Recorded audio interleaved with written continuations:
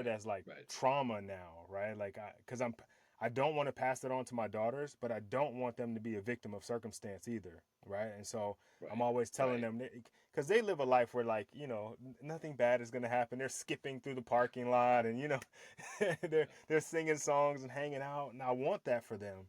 But at the same time, Right. I'm like, man, it is not the world is not that, and it's dangerous. Yeah. You know Yeah. more than anybody else. Yeah, and that's the balance, right? I think we have as fathers is especially when you know both sides and you've seen both sides and you've been in both sides. You want them to have an understanding of what the world can be and how to protect themselves from that, Yeah. but you don't want them to live in that world, or constantly be in fear of that world. You just want them to have that understanding and that awareness, so that if they see the wolf, they know like that's a wolf, and they know how to either avoid that or deal with that if they have to. But yeah, you don't you try to. So it man, it's just it's such a hard balance sometimes, right? To keep them isolated and aware at the same time.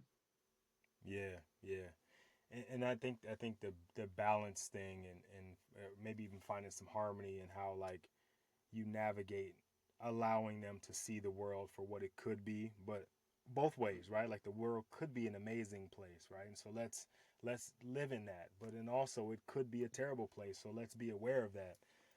I think is a tough balancing act for me sometimes, but it's just a part of the game, right? Like it's just where we're at. Yeah, it is. It is. And I think for us, for our family, again, I'm going to go back to faith because we serve in our church, and our two of our children have served with us, and that has a way of being that balance because you know church is everybody, man. It's the broken people and the Yeah. people that are doing all right, and so having the kids with us and serve at the church, they get to see kind of behind the curtain of this facade that everybody lives, right? Because you see these people that you normally just interact with shortly, and they've got these put together lives, but then I have found this to be true at church when I'm serving there.